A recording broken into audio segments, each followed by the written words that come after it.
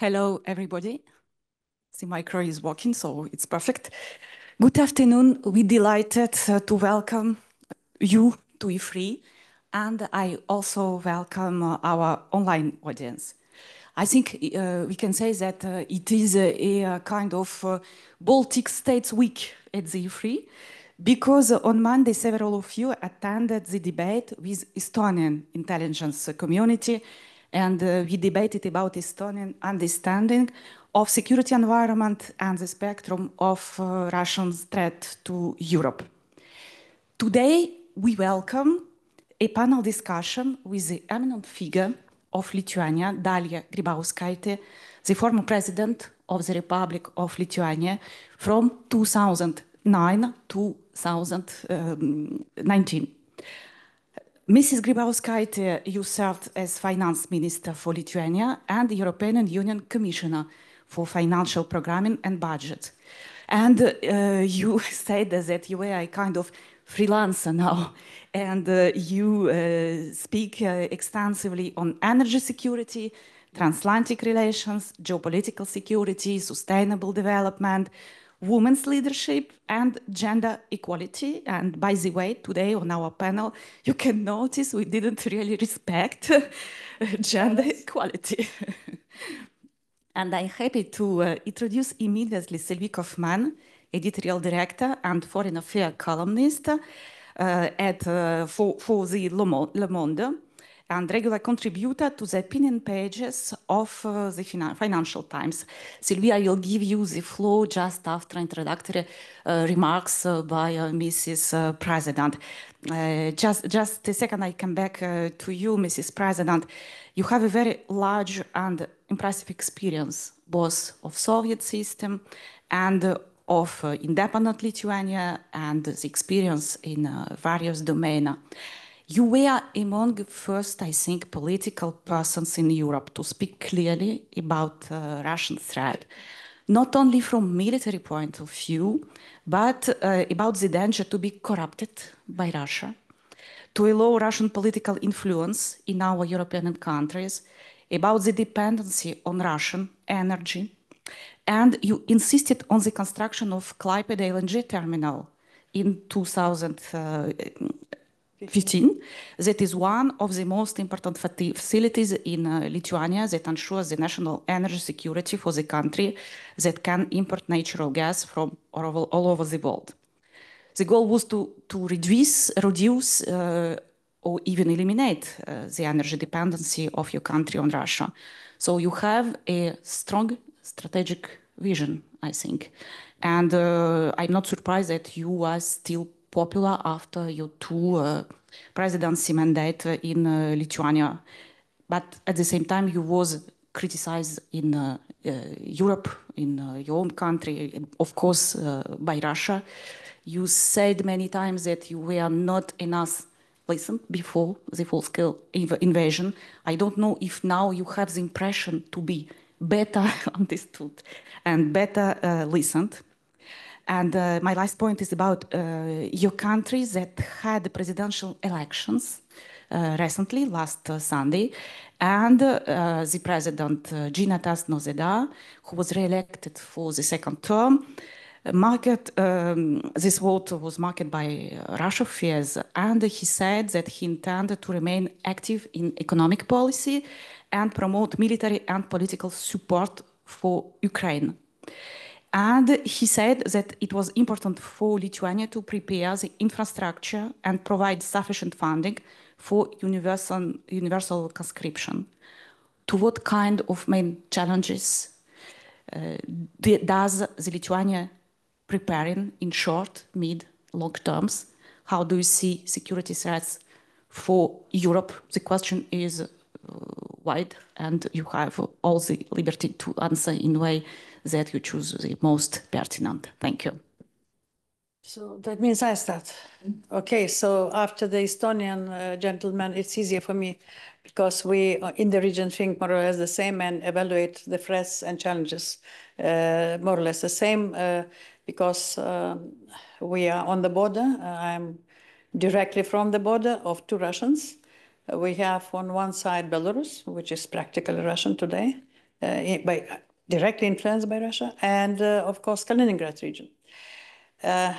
Already after 2014, it was clear that Russia is starting to behave very aggressively towards its neighbors, and the Russian imperialism is starting to revive again.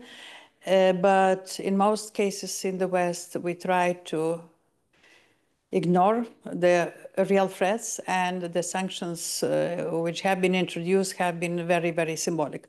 But already at that time, as you mentioned, I was one of the first politicians who said that Russia is starting to demonstrate the behavior as a terrorist state because of this occupation of Crimea.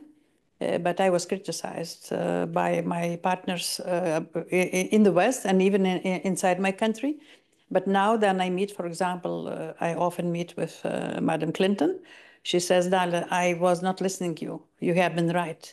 But then I reply, but you are not listening again. Because I'm again talking that it is very dangerous, and that danger is even increased, and challenges are increased for all Europe, not only just for Ukraine with this war. But you're not listening. You're listening, but not hearing again. And not hearing again mainly because our support is inadequate. We still in the West live in peaceful mood, while Russia already is on the mood of war. And they will not stop until they will be stopped by force on Ukrainian territory. And this why in Baltic states, in Poland and Baltic states, we understand this war as a war against us, not against Ukraine. It's the war against us. And why we're so eager. Smaller countries, but we support almost 2-3% of our GDP to Ukraine. While, for example, the Western countries, 0.2, 0.1, imagine the difference. For us, smaller countries, and we immediately in 1 year tend to our defense spending. We're now spending all three Baltic states close to 3%. Poland already is nearing to 4%. And we understand that there's no limits for it if the danger will increase further. And from this point of view, we again, the voice who is trying to explain and persuade that it is still needs an effort to resist, to create resilience, and to fight back such kind of direct military threat. But with this direct threat, what we do have and face, all of us, including your country, all West, is not conventional war. Then we're talking about cyber attacks. We're talking about ideological and false narratives about influencing the elections, including not only national but also European Parliament elections with different narratives and fake news around the world, with huge amount, billions invested into such kind of efforts from Russia directly towards us, towards the West, and also not only to the West, also to the so-called global South. And from this point of view, this challenges and confrontation is not only about confrontation on European soil, it's about geopolitical confrontation, where we are going to be more deeply involved, not because we want, but we are involved by force, by Russians' behavior, because geopolitically we seeing new groupings of geopolitical friendful groups of countries, such as China, North Korea, Iran, Russia, and even some countries from global South. This new geopolitics, and if we were talking that, and remember, some of our generation remembered that first Cold War after the Second World War was so bad and so risky and so difficult. We are going in even more difficult times and for decades to come, because no matter how war will be finished in Ukraine, no matter then it will be finished in one or another way, the confrontation with imperialistic Russia will stay for decades to come. If somebody has an illusion that after the war, so-called, something immediately will be fine, as it was before, this never happens. This war will be prolonged with a lot of different consequences, and situation will be confrontational between global West and global South and East, with new geopolitical groupings, And this will be even more complicated and difficult for all of us. And for this, mentally, we're not ready, we're late. And domination of negative leadership today is a lot stronger than positive leadership, or even absent of positive leadership in the world, not only in Europe. And I mean transatlantic friends included. I mean also US. So that's geopolitics. And in our bubble, as I say, on the border, we feel very, very urgently such kind of challenges. The more from the border, your country, south, the urgency of danger is less felt. But why? It's our duty to try to explain why and what we understand what's happening and what could happen and what pressures we under and what efforts and actions we need to take all together as collective West. So that's a short introduction. Thank you very much for this global framework. It's a good point to start. Sylvia, I will give you the floor now. Thank you very much, and thank you, Madam President, for this introduction. There are many things in what you said, and I will start with the word that you used, which is the word bubble. You're talking about your Baltic bubble, and we're also in a bubble here, I guess. And it's probably one of the reasons why we didn't see this happening, this war coming. I mean, at least on this in this part of Europe.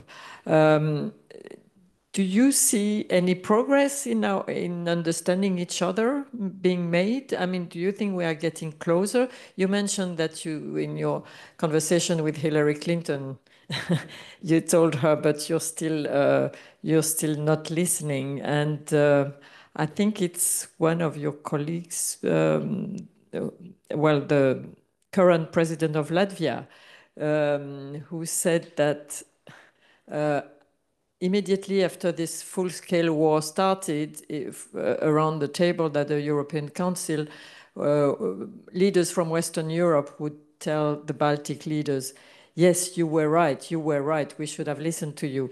But after a while, after a year or so, it was, okay, you were right, but now what? And you know, so is there, this is what I would like you to address now, is there more understanding? Is there more common ground between East, North, and West, South of Europe? Sometimes I was joking then I was in office that smaller country on the border with rival at that time, not enemy, but rival at that time, needs to be loud and irritating.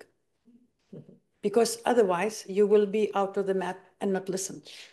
And we did this, and we're doing this even now, especially in Baltic states and Poland. We're trying to remind where we are, what challenges are, who Russia is today, what Russian imperialism is, what goals they have, and what threats, real threats, and how urgent these threats are.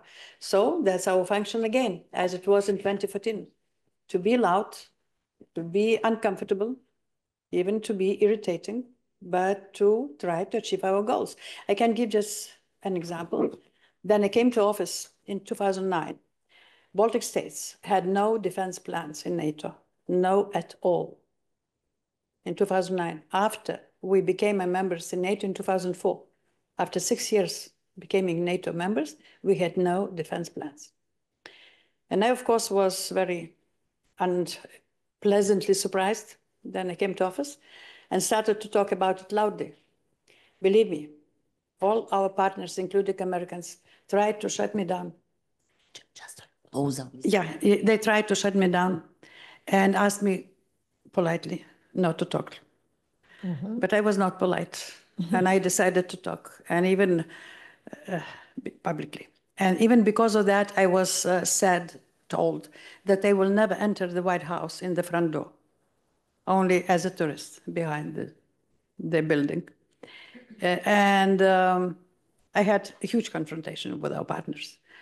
And after a year, then Obama administration, together with Madam Clinton, decided to go for the reset policy. You remember the red button? So that exactly was time then I was asked not to be too loudly, not to spoil the moment.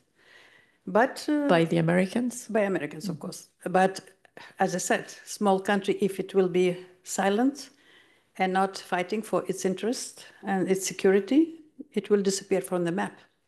So I was under pressure, but already in year time after this, we started to be more understood, taken as partners who are not comfortable but respectful. And Obama administration changed its understanding and policy towards Russia in some year and a half. And by 2011, Lithuania and Baltic states, we got defense plans. It was beginning, they were not sufficient. Now every year with each summit, we're changing them. We are adapting them to concrete situation and threats, that's clear.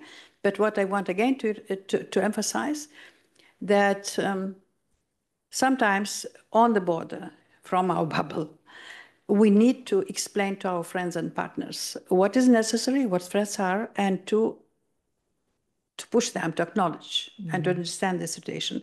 Now, we were doing this ourselves. Now, I'm ironically saying, now Putin is doing this. After the Crimea occupation, and especially after the war in Ukraine now, we do not need to talk too much. It's clearly Putin is doing talking instead of us, because his actions are really very clear. You don't need any explanation or persuasion. He does this aggressively, militarily, brutally, uncivilized, whatever words we can use. It's phenomena which never was even imagined that it could occur in 21st century, but it is happening. So do you think it's time now? You know, we are already talking about before the election on June 9, our European election. We will talk about another election later in November. But we're already talking in the media about the top jobs at the EU, right? At the in Brussels. So do you think it's time for the Baltic states to finally have a top job, and which one would you see or would you like? It's a complicated answer because after the decision in European group of political parties was decided that there will be not personality elected, but representative of political group for top jobs. And depending on elections, for example, EPP group or liberals or social democrats, as much they receive positions, that means this group is putting forward the candidate. It is not based on knowledge and excellence. It's based on political affiliation. And that means the quality of personality already is diminished by political dependency. It's not competition for personality. It's not merit-based. No, it's not merit-based. So that's better not to talk about. I don't like the system. I think it is very bad that these positions are not merit-based, but distributed between political parties as in bazaar. So that's my personal opinion. So do you think, apart from the political affiliation, do you think there should be a geographical, or I mean geographical? No, again, everything is discrimination. Geographic or even gender-based. No, only quality and qualification matters in life, nothing else. And then we start to introduce gender or geography or something else. Really, they already narrowing the space for personality to be elected. And why usually in such organizations, which are collective responsibility, we have low denominator of personality, low denominator, including NATO, not necessarily European institutions, but that's another matter. Can I take a couple of points in your introductory remarks? The first one is about the Russian investment in propaganda toward global South. with which kind of arguments can we convince people from these countries and to go in their bubble to convince them? President Macron tried to use the argument of the war between Russia and Ukraine is a colonization war too under the nuclear protection. But it didn't really work, this kind of discourse. What kind of argument of discourse can be convincing for them? Maybe different, accordingly, different countries. How do you speak to countries in this global south? Really, we do not speak with Global South. We speak with our people. For us, it's easier to do. We still have huge motivation and resilience of our population because we have been occupied for 50 years. Our generation have been sent to Siberia. We suffered a lot. So from this point of view, to persuade people to pay even more for energy, for freedom, for independence from dependency from Russia, it was easy. No. Not very easy, but it was easy. But you can do it because freedom priceless. For us, freedom is priceless. These arguments will not work for the countries far away, where they think that Russians are supporting or helping militarily to fight terrorists or something, but finally it is an interest to explore the mineral resources and other. And this battle between West and East was always on African territory or other countries' territory. So from this point of view, any information campaign needs to be tailored to the field, to country, to the field, to interest, and investments need to be huge, informational, even propaganda investments. And this is what generally West, we are not doing very well, doing separately, and why we are failing very much globally. Even China and even Russia, we're failing very much on informational part. And this failure became a failure on the ground. We are losing Africa, we're losing some countries, even especially now we saw how French was a little bit pushed out from Africa, some countries. This, of course, not easy to be taken and understood, but it's also demonstrates the failure of our efforts and how, that we're not taking this seriously. Today with Russia, we are in unconventional warfare, information, cyber, even cosmos. In cosmos, we have already threats and confrontation. We have jams of GPS in Baltic Sea mainly because of this satellites battle already far from the land. And this warfare is changing its face.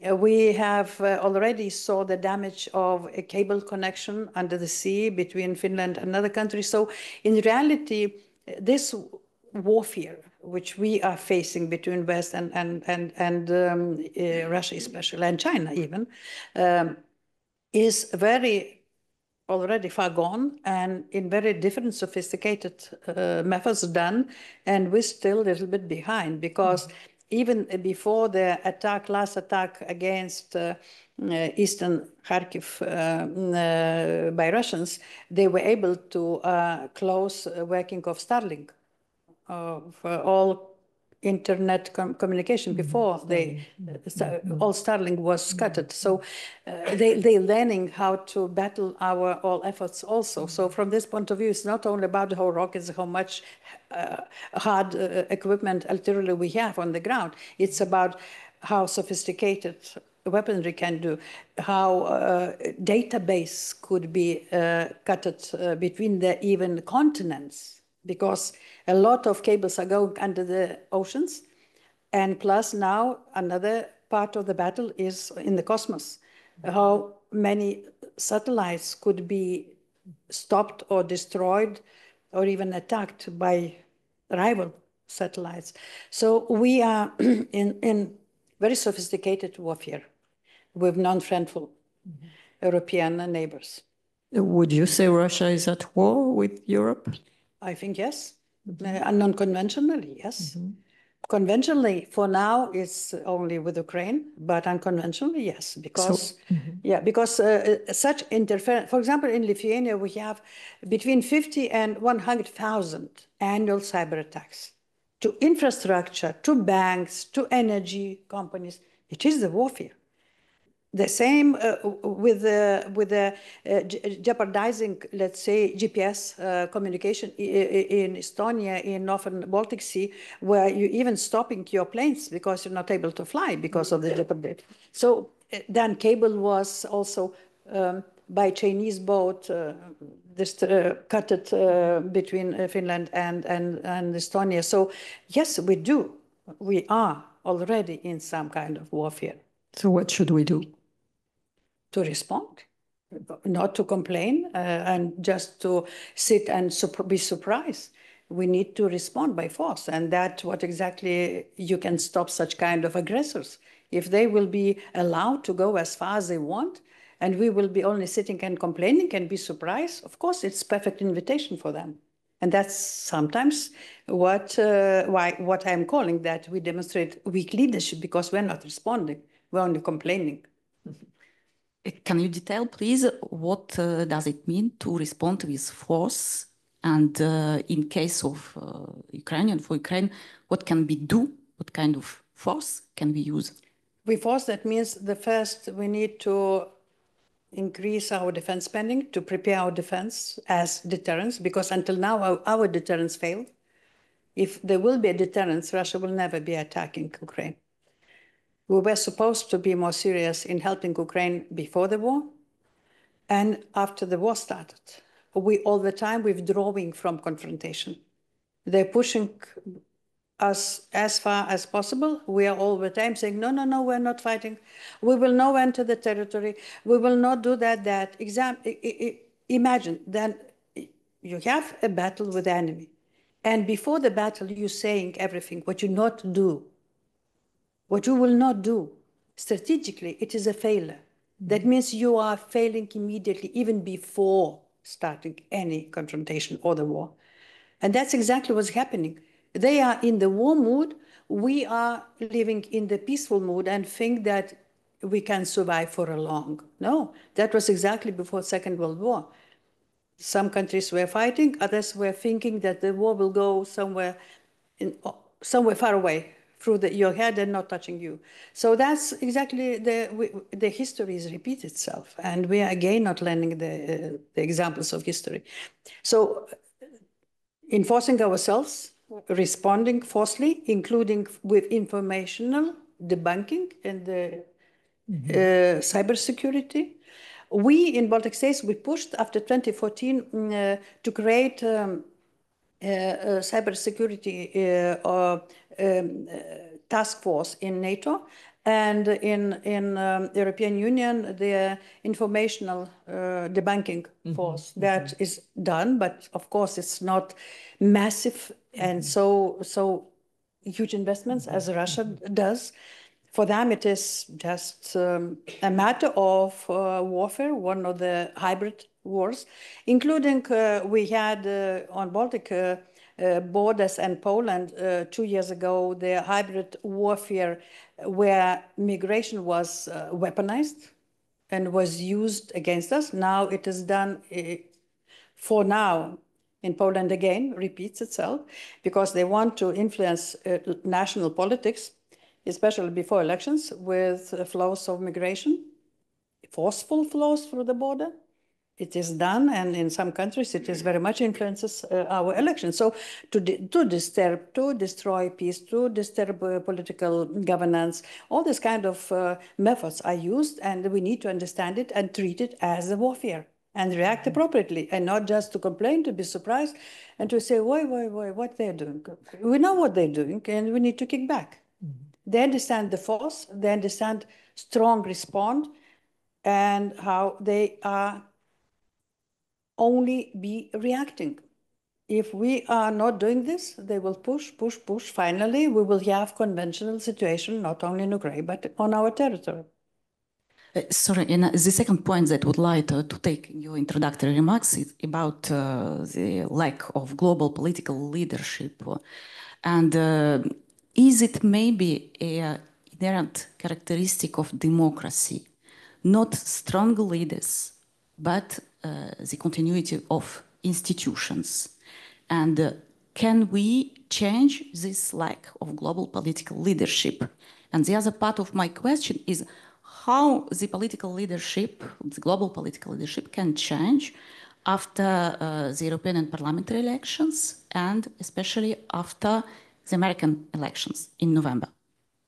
No, in history, no matter what kind of difficulties the world goes through, personality matters, leadership matters. And usually very, very bad and difficult times creates a strong leadership, usually. Then I am saying that today we're lacking positive, strong leadership. Probably the times still are not so bad. But if they will become worse, we will have, as it was during the Second War with Churchill. Before, it was a lot of discussions as Depardieu in your case, Chamberlain in British case. So, but then situation worsened and we got what we got. Today, we do have lack of positive, strong leadership. It is a pity to say that in Europe and in US, we have leadership which is partly afraid of its own shadow. And this Putin knows, feels, and laughs from us and use it against us. And that's we need to understand and acknowledge. Slowly, slowly, our understanding turns, especially then Putin kicks our back and kicks some countries from Africa. Their leaders are starting to be more rhetorically outspoken, and you know what I'm talking about. Yeah. Slowly, but again, it's not because we are willingly want to do it, but because we're under pressure, and Putin helps us to become a little bit more leadership-oriented. And I think that, ironically, we always can say that enemy or rival will make us stronger because we have no choice, or to surrender or to fight back. And that's what's happening now. And sorry, after parliamentary elections? Parliamentary elections. I am afraid that we are, maybe I'm too, I think that European Parliament elections will not influence national leadership. No. They can help or jeopardize some European laws and policies to be agreed, but they will not directly influence national politics and also strength of institutions, because anyway, even in European Council or everywhere, national leaders are owners of these organizations, not European Parliament. So from this point of view, yes, they can discuss, they can battle, they can adapt to one another question faster, not so fast, but anyway, national politics, national leadership in European Union and in NATO will matter the most. That means we need national leadership, the first. So talking about difficult leaders, you were president when President Trump was in office. Can you tell us a little bit of your experience with him? Because I think you had a lot to... Exciting experience, very exciting. I remember then we met with him, and it's on the record, fine, but he likes strong leaders. He likes leaders who can make a decision and deliver. Why he naturally is pushed more for authoritarian leaders, but not necessarily. And we had a meeting, Free Baltic leaders at that time with him in Oval Office, and he came to us to talk. And as usually, we knew that his preparation for meetings were not so deep and, let's say, good. And here, after our introduction, he started to say that, oh, yeah, I remember, your country started the Second World War. I said, dear President, it was Balkans, not us. That was first impression. And then during the meeting, I was talking, and with him, you need to improvise, you need to feel him. And to be fast, because his attention can keep about 2 minutes, not more. So that means you need to be very precise if you want to achieve something. So In the discussions, I told him just purely from intuition, dear President, you predictably unpredictable. My two colleagues collapsed. They collapsed. They were so afraid what I did.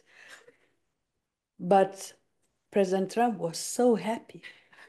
He reacted to me and said, okay, please repeat this in press conference.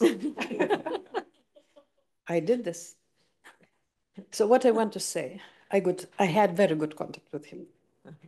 Not only because of this meeting, but also during 2018, then he came to Brussels to the FES summit, and he was on the edge of withdrawing from NATO.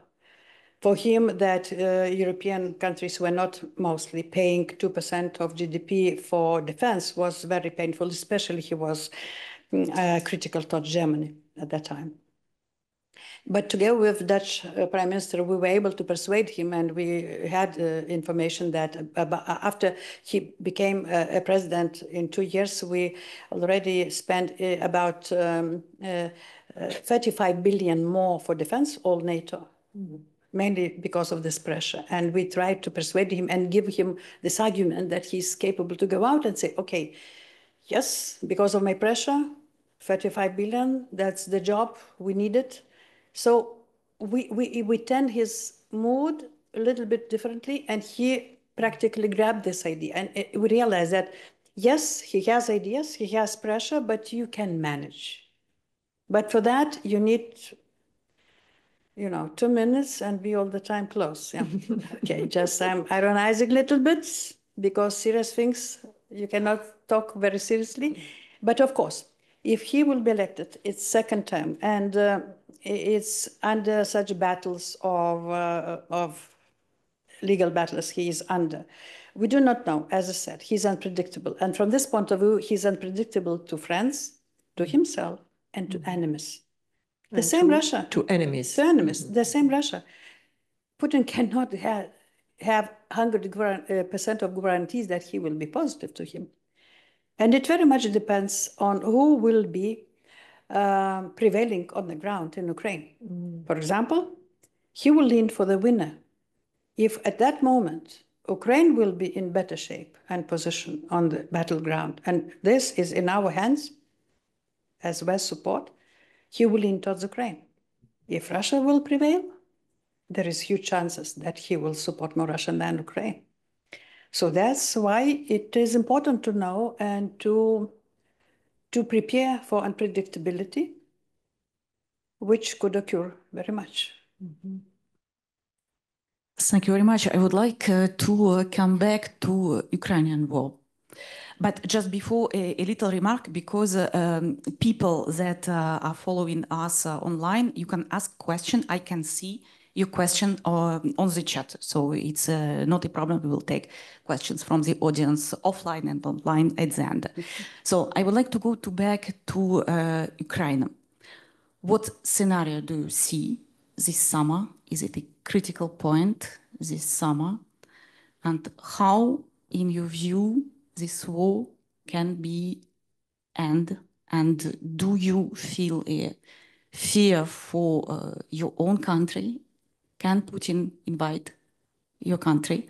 And in this case, are you confident in NATO protection and the Article 5? Yeah, it's all story about everything. So many questions, I mean. I'm confident in our countries, especially Baltic states and Poland, that we are preparing seriously for self-defense.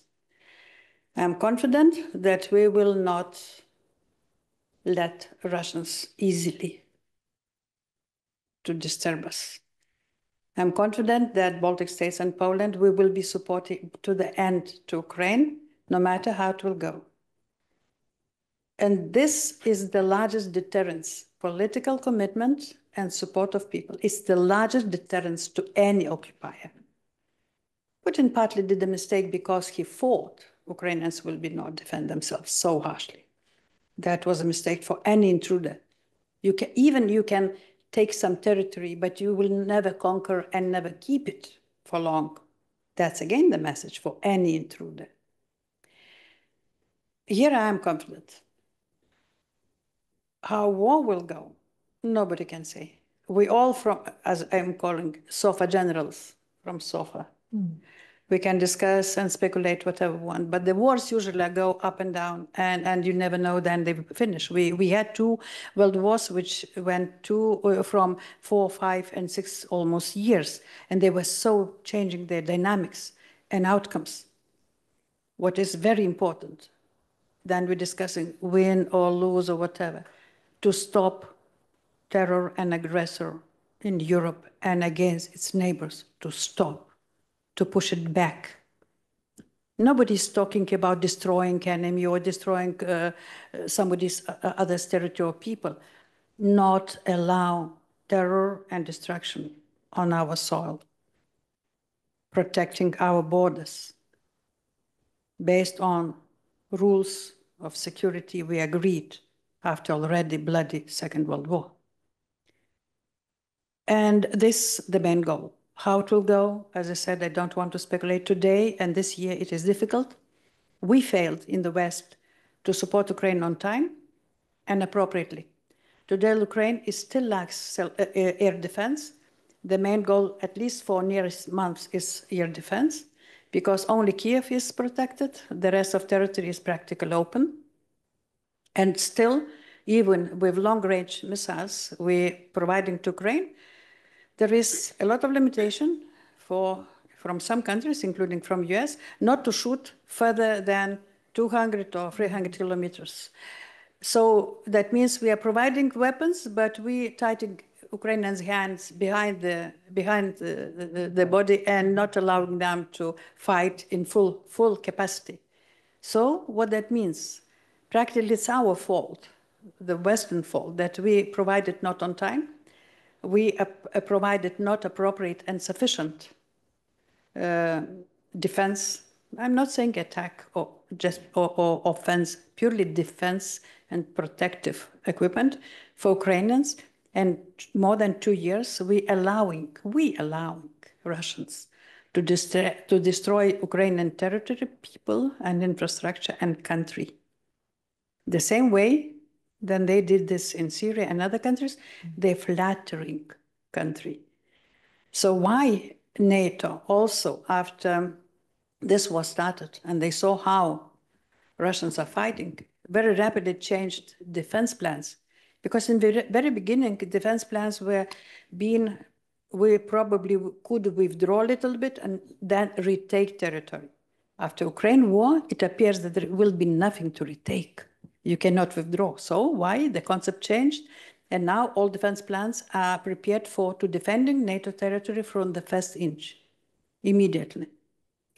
So that's also the impact of this bloody war. And as I said, Putin is improving and reforming NATO faster, more efficient than we ever thought we capable to do it ourselves.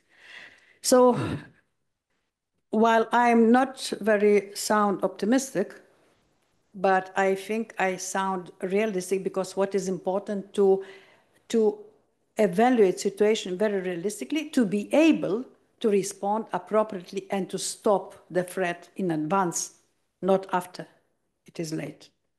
So why in from Baltics and from Poland and from Nordic countries now, we're talking, I will say, very openly, maybe very painfully, maybe surprising for you and in your regions, but it is how urgent threats and situation we feel on the border in our bubble, our territories.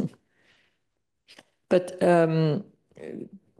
these latest measures which have been taken, like allowing Ukrainian forces to strike inside Russian territory. Very limited. So it's again the same logic that you are describing. It's step by step, yes, and it's answering the Russian escalation. Responsive, yeah. Only responsive and too late and not sufficient. It's very responsive and very insufficient. So where is the problem? Lack of courage, lack of leadership.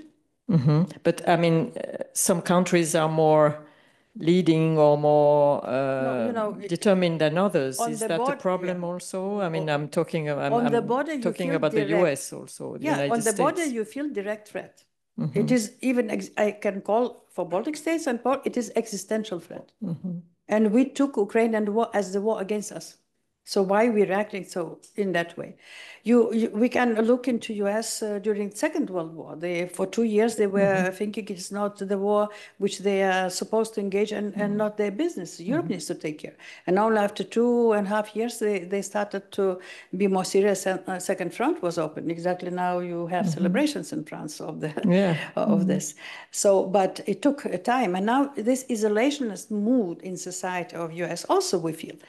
Such kind of politicians as President Trump appeared not on empty ground. It was already the ripe situation.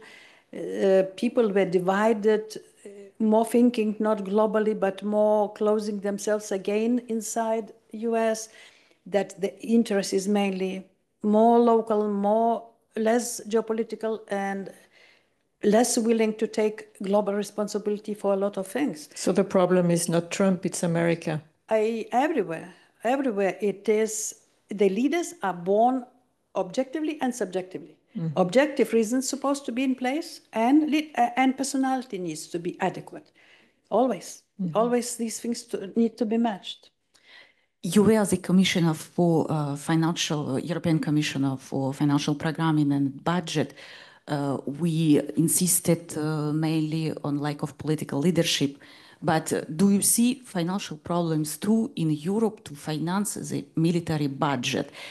Your country, for example, you spend more than 2% for NATO, and even the goal now is 3%. I think you are actually currently on 2.7 percent. So if it is possible for a small country like yours, it should be possible for other European countries. So what kind of vision do you have on this level? For smaller countries, it's even more difficult. We're not so rich. So for us to turn a lot for our defense, it's really very painful.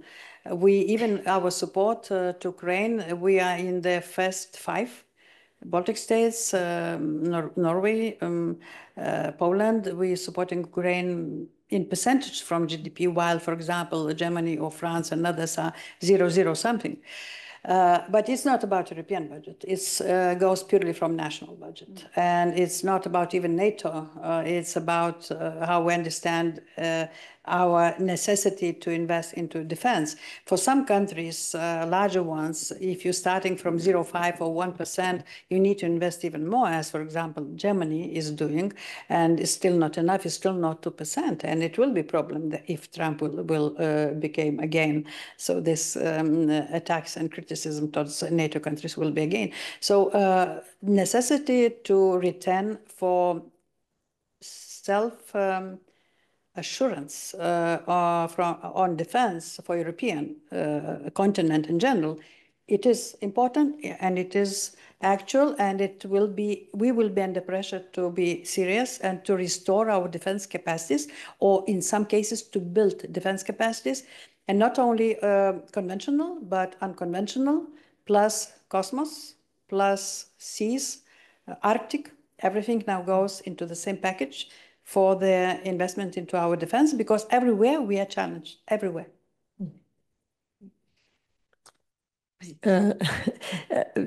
I have 2 questions about 2 countries which starts with G. One is Germany and one is Georgia. It's completely different situations. But how do you see Germany? I don't want us to forget about Georgia. That's why I mention it now.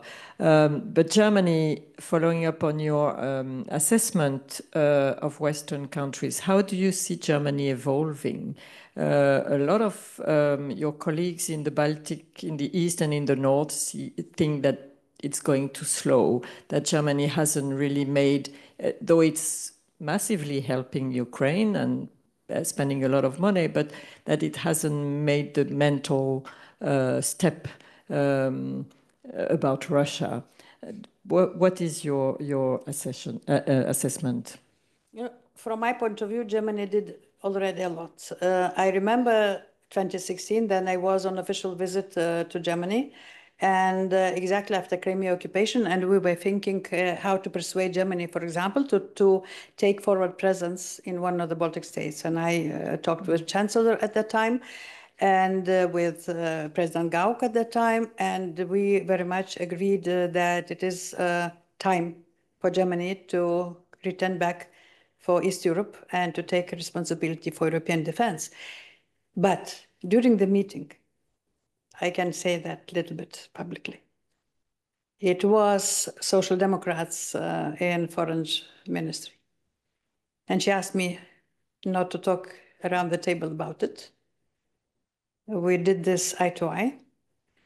She said that she will reply about Germany's decision in 24 hours for me directly.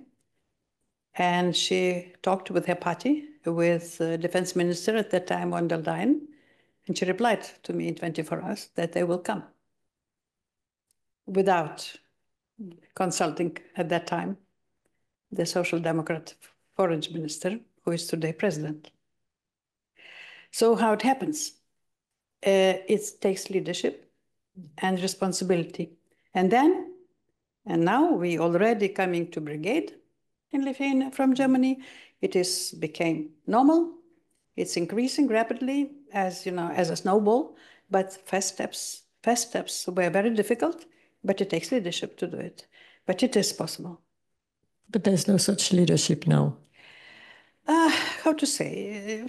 If to look into amount of monies, they're quite significant. It's becoming close to 28 billion or something from Germany. But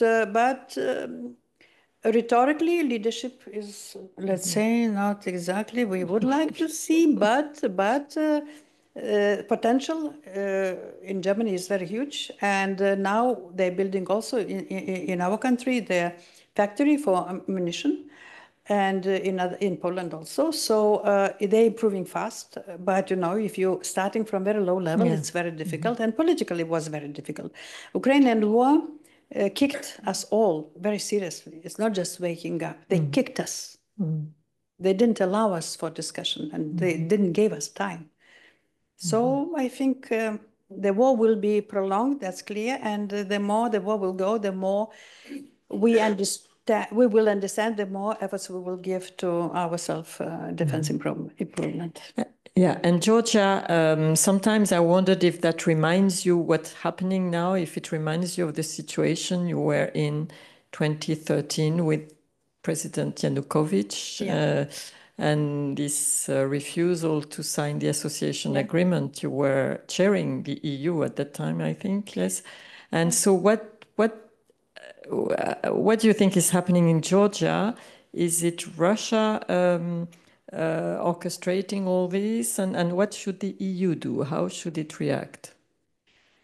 In 2013, it was exactly a summit in Vilnius, and the association treaty was absolutely prepared for signing. And nobody from administration of Ukraine, neither from president's office, were not giving any messages for us that they will not sign. Then Yanukovych came to Vilnius. He said that he's not able to sign because Russia threatened Ukraine to make a lot of economic damage, which was billions evaluated by him. So we sat with Chancellor Merkel at that time, and was Barroso at that time, and we started to negotiate with him, and finally Merkel agreed, okay, we will find these billions, sign it. He said, no, I cannot. And then we realized that he was under private and personal pressure, and it was not about monies. He was not able to sign. So and Maidan happened. But that was the choice of Ukrainian people. What's happening in Georgia, it's a little bit different. Today, Georgia is even more occupied and influenced by Russia and by the oligarch who is fully doing his business and receives financial benefits from Russia, its main business. And people are very much divided. Young population, yes, they are more pro-European for democratic. They would like to see their future in the West. While the elections giving different result. And still, this oligarch, pro-Russian oligarch, capable to stay in power for a few cadences. So here we are supporting Georgia. We are making their candidate status, but if Georgia will go to direction we saw with this recent law on the agents, foreign agents law, of course, it will be again problematic for Europe to accept such country. And what they learned, Russia and pro-Russian forces, what they learned, they will never to allow second Maidan in any country. They saw what Maidan meant. So they would use force, you think? I'm sure any methods, but not allowing any Maidan, second Maidan anywhere. Thank you very much. I have another question, maybe the last before we open the floor to our audience. As Sylvia, I have a question about two countries, but the first letter is not the same. The first one is Hungary, and the second one is China. Why Hungary? Because Hungary will take over the rotation European Union presidency in July. And so the second part of the year with Hungary as rotating president and Trump in power can be maybe quite a critical moment. And the second country is China, but if you want, you can answer this one. So I will be not exaggerating the influence of Hungary, no matter what it will be, good or bad influence during their presidency for half a year. We in Europe know how to isolate. Sometimes we had this example, if you remember, with Austria a few decades ago. Then it was very anti-European government, and they have been isolated for some time, especially from decision-making. So from this point of view, I do not see a large danger of disruption. It could be for half a year, maybe less dynamic, but not very disruptive. From this point of view, here I do not see any serious, long-lasting danger. But with Trump election, that's another matter. Now on China. On China, my question was double about bilateral relations, because 3 years ago there was strong tensions with China because of the opening of a representative office for Taiwan in Vilnius. And the second one is about the potential role of China in Ukrainian war as mediator. No, well, China is a large country.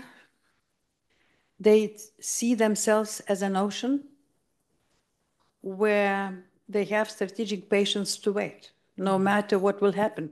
Ocean can have waves, can be calm, but they have time to wait. And they are too large to be too nervous and reactive. That's how they see more or less themselves. So that's what I was hearing from today's president. Then I was meeting with him in 2018 in Shanghai. I was recently in Taiwan, and last year I was heading the Council, Atlantic Council, as from US on the visit of Taiwan. And of course, it is even more complicated situation for this country. They still think that they are so strategically important that they will be not attacked and be taken because of wealth dependency on their chips, very modern and sophisticated chips. And we do not expect in the near future the physical attempt to retake them as island. But of course, they still very much, from defense point of view, think that they are depending on US support. US support also. We saw, I think, recently the interview from ex-Trump advisor on foreign policy in the very beginning, and even on France 24, I think it was, where Trump described, at that time, described the Taiwan. If you take, no. Yeah. If you take pencil, can I have your pencil? If you take pencil, this top is Taiwan. The table is China. That's how he sees importance of Taiwan. So if this will stay in the same mood after this 8 years, or 4 years of his presidency and a new one, it will be very problematic, of course. But in general, China is very practical, very patient from the point of view of where their interests are. And they do not have friends. They do have only interests in the world. Why? They're using where window opportunity is, and they're going into Africa or Asia, or even in some European countries. But tensions with US will change. They will fluctuate from trade, from their overcapacity. We can discuss differently, but the tendency that this global nation is becoming very strong globally, economically, and even from a military point of view. And we need to learn how to live with such huge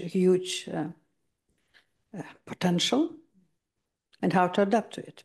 For us, concretely in Lithuania, of course, we have different little bit situation. We opened the Taiwan office with the name of Taiwan, and we were somehow, I will say, sanctioned and isolated from the relations with China. But for us, it even was better because we found a lot of alternatives, and economically we didn't suffer. But we think that the small nations who are living near the, let's say, difficult and not very friendly neighbors, we need to support each other and we need to help each other in the world. And from this point of view, why probably Lithuania did this strategic decision to support Taiwan in this rivalry because of our experience with Russia. Thank you very much for your answers. It's time to open the floor to our audience. I saw the first question here. Please, you can start. Merci, Joseph. Thank you very much for all this explanation. Very frank and clearly explained. I'm Eric Pestel of European Team Direct. I would like to come back on China because we know that there is a kind of agreement between Russia and China. So I would like to know if you say that Russia is in war with Europe unconventionally. Would you say that it is the same for China? And about the agreement between Russia and China, how strong do you think it is, and how far they can support Russia? If you want, we can pick up some questions one by one. Yeah, otherwise I will forget. I will forget the question. So on China and Russia and support for Russia, China is using opportunity to use the war and Russia's situation to buy cheaper energy resources and other materials, and even to build some kind of rivalry towards the US. Maybe less to Europe, but towards the US, and using this opportunity. For Russia, they became fully dependent on China, even energetically, economically, from trade point of view, even territorially, in the far east or far from Ural. Here I do not see at least good outcome for Russia, but maybe not a quite comfortable outcome for China from this point of view.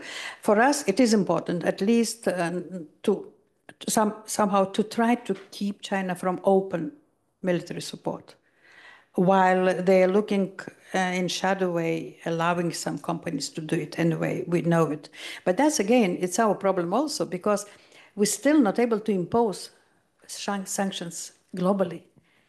We realize that if globally we're not able to influence the sanction, we created really shadow energy trade in the world, shadow semiconductor, and a lot of shadow economies, and global trade and global cooperation started to fragmentate not only into regional, but also into so-called gray or global gray economy.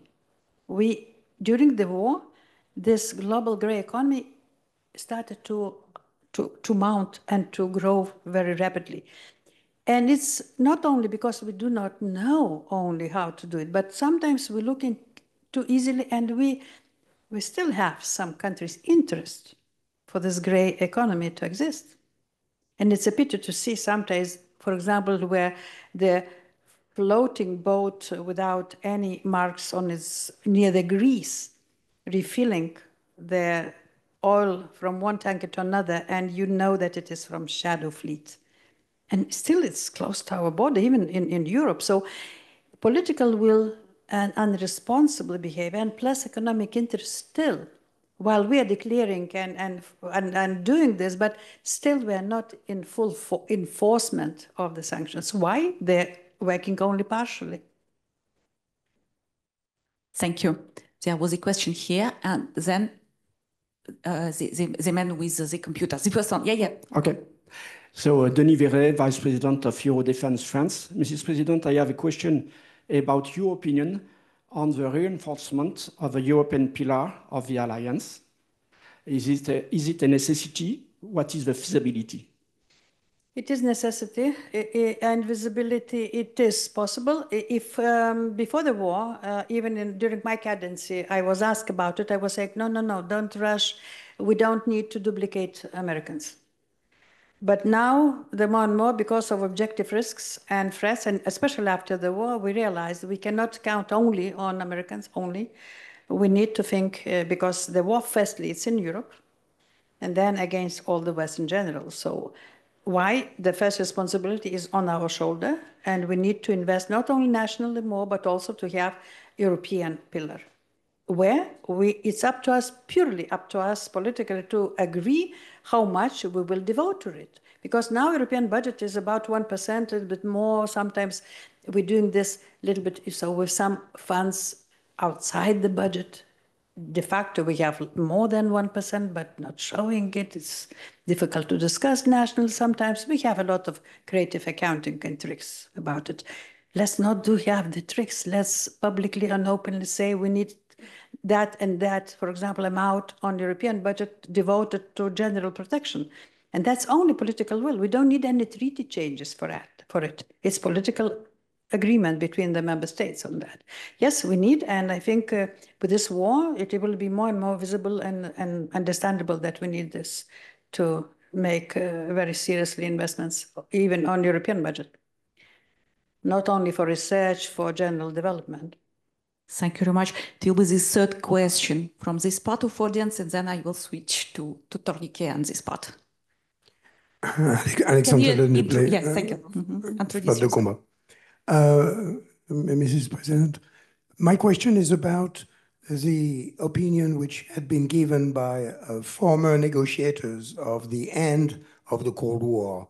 I'm thinking about the famous statement by George Kennan in the New York Times in 1997, and also former US ambassador and negotiator Matlock.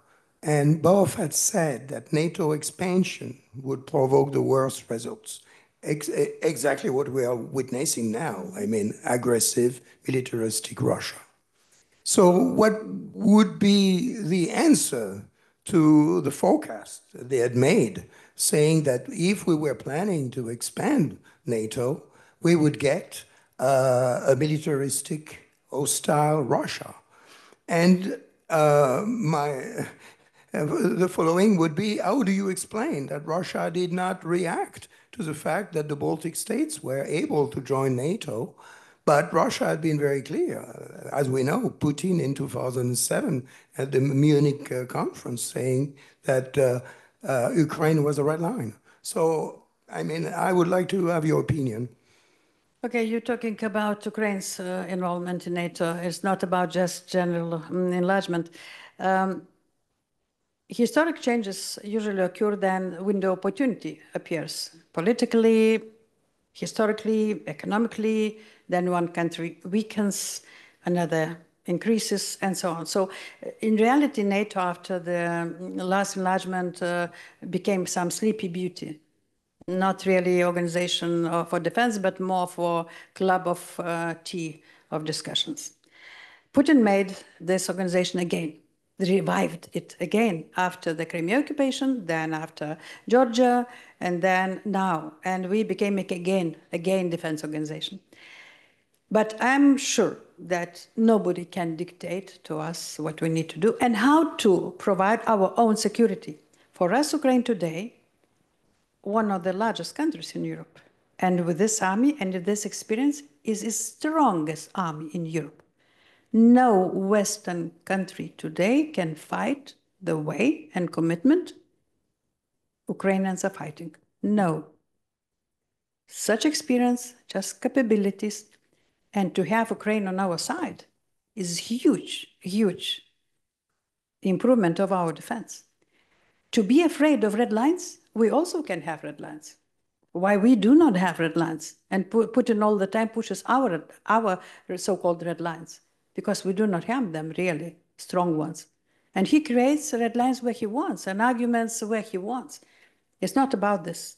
We need to think about our own security, and we need to invest in different ways. And Ukraine is one of the way to have the buffer zone between Russia and us. That's how we feel it and how we need to understand it, and not all the time looking through the shoulder and be afraid of the neighbor who is threatening us.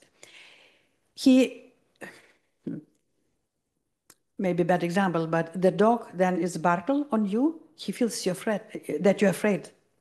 If you're not afraid, nobody will attack you. That's a deterrence. If you're afraid, you will have got also humiliation and the war, everything together. We cannot allow ourselves to be afraid. Thank you very much, Mrs. President. I will take 3 questions from this part of audience, starting with Tornike Gargadze. I don't know how Tornike will introduce yourself, but he's the former we minister. We already met a few times. So, for the others, yeah, I'm Tornike Gargadze. I was Minister for European Integration in Georgia 10 years ago. So Sylvia asked already my question. I would just comment a little bit and then I will ask another question. So I'm just back from Georgia. I spent 10 days there. And the people are slightly more optimistic than what you said, Madam President, because when we are talking about divisions in the society, there is a division, but on one side you have 80% of the population, on the other side, less than, I don't know, less than 20 for sure. And the main explanation of this, why Georgian Dream is still in power and they won elections, is that first, the elections were not always free and fair. We know how they use administrative resource, etc. But also, they have never said before any elections that they were against Europe. They were always lying that they would continue European integration. For the first time, they are openly saying that Europe is their enemy and Europe, together with the US, are part of this global war party. And people are really shocked. Most of people, of course. But this is the difference why I'm a little bit more optimistic, because even their supporters or those who were apolitical now are, they understand that this government is dragging them back to Soviet Union or to Russia. So my question is about, the question was already asked a little bit about Ukraine and NATO. What are your expectations from the summit, this summer summit, Washington summit of NATO? What Ukraine can get from there? And maybe another small question, how do you assess the current French position on Ukraine? Thank you. From our point of view, the French current position on Ukraine is improving as we would like to see it, and more courageous, more forward going, and more realistic evaluation than it was before. But probably it's not only because of the war itself, but also some partly behavior of Russians in Africa, where the French was a little bit pushed out from some territory. So I would say a realistic wake up and smell the coffee occurred in France. And this what we're seeing now. On Washington summit, I'm afraid that not much will happen because the leadership is the same. They are also paralyzed by the local elections. Still, there is not willingness, so-called, to irritate again Russia, and it is a mistake, because if we will be afraid, that's exactly what they want us to be. And I do not expect too much, except some formulations maybe, because in Vilnius also it was quite weak formulation, even worse than in 2008, from the point of view of perspective of Ukraine. We'll see what happens, but not a serious change of situation will occur, I think. On Georgia, I want a little bit to comment, if you allow, to explain why I said they will not allow for second Maidan. Maybe it's more optimistic for you to say that 80% of people are pro-European and so on, but the problem is, no matter what rhetoric they use, that more than half of population were voting for them all the time. And we from outside, I mean, from European Union, we were not able to help if population themselves will not vote for their future. And what I'm a little bit cautious and even afraid a little bit, that you now optimistically thinking that people now realize who they are and they will vote better, but I'm not sure that you will have elections. What I'm afraid that they can make all efforts or to postpone or to hack or to do something with elections. So that's where the danger, and why I said they will not allow second Maidan. That's danger I see. Interesting. Thank you. Bénédicte Cantama.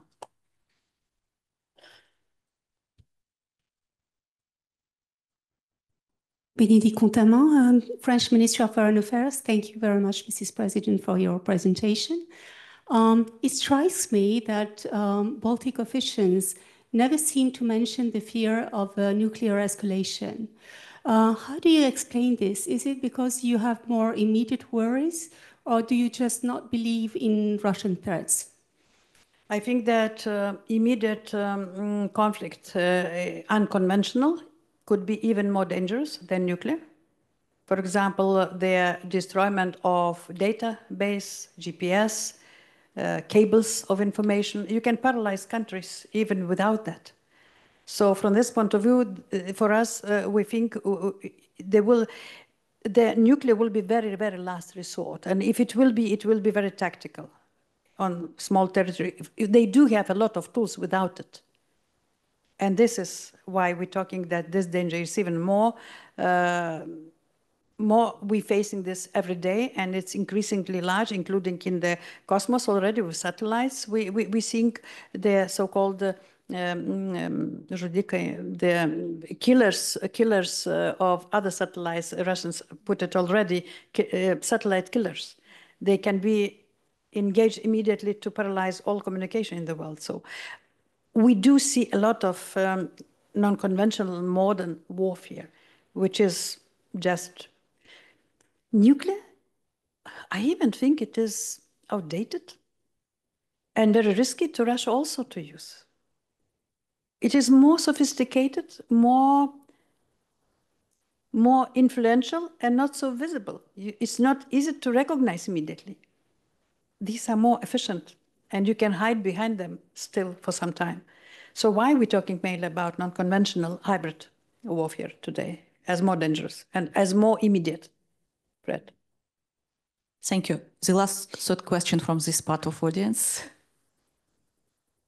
No, please. Thank you very much, Madam President, for all your assessments. I am Odile Quintin. I was Director General in the European Commission when you were Commissioner. And I have two questions, two blank questions. You rightly mentioned the problem of political leadership and the relation with the political party system in Europe. After the 9th of June, it might well be the case that the EPP remains the main group and the Spitzer candidate is Mrs. von der Leyen. So, and this is related to the political leadership. So what's your assessment about it?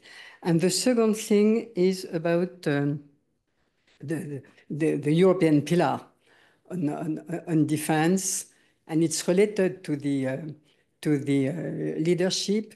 Do you see any political leader in Europe able to build the European pillar strongly enough if Donald Trump is coming back?